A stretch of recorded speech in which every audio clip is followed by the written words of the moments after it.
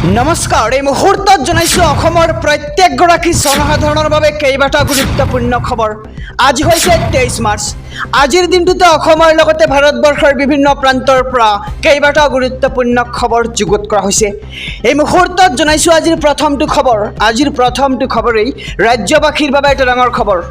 সোণ ক্ৰয় কৰিম বুলি ভাবিছে যদি আপোনালৈ দুখবৰ। বজাৰত সৰাসৰি বৃদ্ধি পাইছে সোণৰ দাম।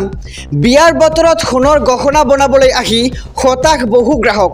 কেইদিনমান আগতেই দাম হ্ৰাস পাইছিল সোণৰ, কিন্তু যোৱা নিশাই আকৌ বৃদ্ধি পাইছে সৰাসৰি সোণৰ দাম।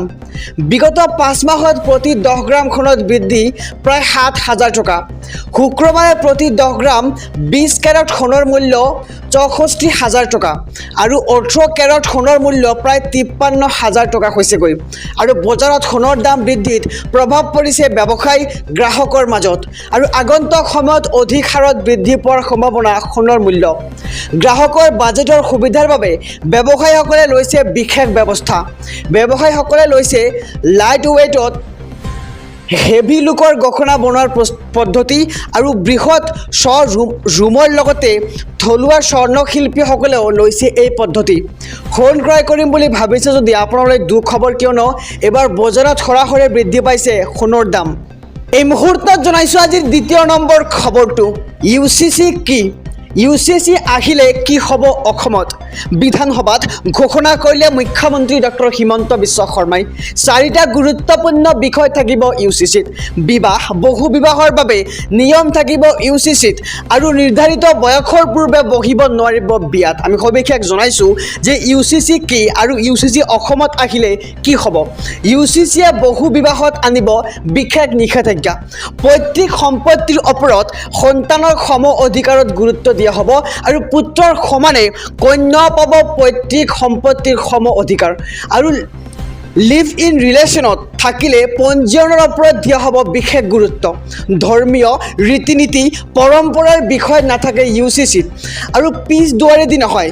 UCC আনিলে সন্মুখৰ দুৱাৰেদি আনিম, মুখ্যমন্ত্ৰী হিমন্ত বিশ্ব শৰ্মাই কৰিছে মন্তব্য আৰু সদনত মুখ্যমন্ত্ৰী হিমন্ত বিশ্ব শৰ্মাৰ বৃহৎ ঘোষণা। অহা 1 এপ্ৰিলৰ পৰা বাঢ়িব 800বিধ ঔষধৰ দাম। পেৰাচিটামল, এণ্টিবায়'টিক, ৰক্তহীনতা প্ৰতিৰোধী দৰৱ লগতে ভিটামিনৰ দাম বাঢ়িব। বৃদ্ধি পাব পেইনকিলাৰ, সংক্ৰমণ ৰোধক ষ্টেৰইডৰ দাম। ঔষধ প্ৰস্তুতকাৰী কোম্পানীসমূহক 0.0055% দাম বৃদ্ধি কৰাৰ অনুমতি চৰকাৰৰ। ঔষধত ব্যৱহৃত উপাদানৰ খৰচ বৃদ্ধিৰ অজুহাতত দাম বৃদ্ধি কৰাৰ যোজা। একাংশ ঔষধ নিৰ্মাতা কোম্পানীয়ে ইলেক্টৰেল বণ্ড ক্ৰয় কৰি ধন দিছিল ৰাজনৈতিক দলক আৰু ঔষধ নিৰ্মাতা কোম্পানীয়ে ইলেক্টৰেল বণ্ড ক্ৰয় কৰাৰ কুফল ভুগিব লাগিব এতিয়া জনতাই। দেশত আহি গ'ল 3খন নতুন আইন। 1 জুলাইৰ পৰা দেশত বলবৎ হ'ব এই 3খন আইন। দেশত অন্ত পৰিব IPC আৰু CRPC, ভাৰতীয় ন্যায় সংহিতা, ভাৰতীয় নাগৰিক সুৰক্ষা সংহিতা আৰু ভাৰতীয় সাক্ষ্য আইন।